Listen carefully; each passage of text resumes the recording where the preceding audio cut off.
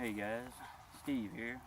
I just wanted to take a few minutes and kind of explain how I wound up getting into hunting and, how it all came about. I didn't grow up with a dad or uncles that were into hunting. It was, friends of mine when I got older, and to start off with, it was, going down to the great grandparents' house for, you know, Thanksgiving, Christmas, family reunions where, we actually sat around and I got to listen to all the older generations talk about the stories going hunting. And, there was something about it then. I knew this was something that I wanted to do. So I did whatever I could to make it happen when I was younger, and, got to go a few times. My dad bought me a 30-06 rifle, and I went hunting with my friends every chance I got. And never was real productive, never even saw a deer while sitting in the deer stand. My buddy that I went with, Billy, a lot, he killed several while we went, and it was all part of the experience. But it was not an easy road to get to actually being successful. And I actually went a number of years without even going hunting. I guess I kind of given up a little bit. Maybe it wasn't meant for me. And I moved down to Statesboro, Georgia, I don't know, in 2008, and met a guy, Todd. He's a real good friend of mine, and he talked me into picking up a bow and going hunting.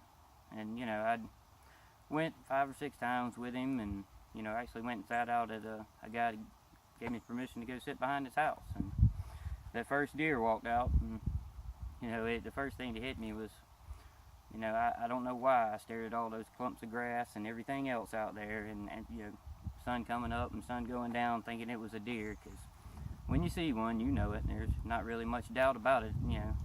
There she was, and I managed to get myself calmed down enough that had a Parker bow and a little 5-pin sight, and she eased down the trail and made it to an opening, and I killed my first deer. Of course, it wasn't cut and dry, not that simple. We actually tracked it till 2 or 3 o'clock in the morning. Lost the blood, just never could find her. But I went back the next morning and went looking, and did actually recover her the next day. That was kind of bittersweet because the coyotes had gotten to her and already pretty much finished off her, anything that might have been good. But it was nice to know that she wasn't out there injured or suffering. So after that, I was hooked. That was bow hunting. All there was for me, and I've been hard at it ever since. And I kind of realized then and over the next few months, that deer season, that I really didn't know anything about hunting. I knew about hunting, but I really didn't know anything about deer and why they do what they do. So for the past 7 or 8 years, I've really just studied the deer and why they are the way they are and why they do what they do. And since I started doing that, I've actually become a much more successful hunter as far as seeing deer and actually putting meat in the freezer. It took me a long time, but this year I was actually able to kill my first mature buck. My first buck was a few years ago, and he was a little velvet 6-point, which I was very proud of. And this year I killed a very nice deer here in Georgia, actually out of that stand that's right behind you. It took place right here, and it's been quite an experience and quite a challenging road to get here, but I wouldn't have it any other way. And speaking of challenging, it's when I did actually shoot the deer this year, he gave me a few surprises. He sure didn't go down easy.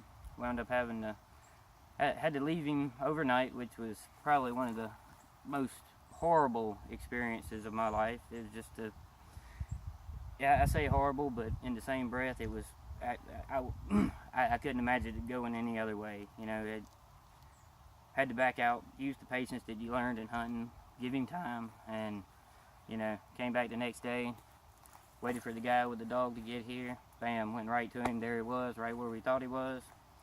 And it's done nothing but fuel me to want to do it more and try to do it again every year.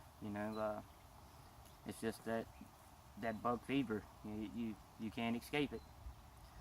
And that's where we are now. So thanks, guys. I just thought put that out there that you know, not everybody grows up in a household that hunts and stuff, but that doesn't mean that you can't, you know. Talk to your friends, you know, people, you know, that want to go. Your local DNR, they do a lot of good things with youth hunter programs. I personally am going to try to do some things to take some people hunting this year that wouldn't normally have the chance to do so. Thank you guys, and y'all have a good afternoon.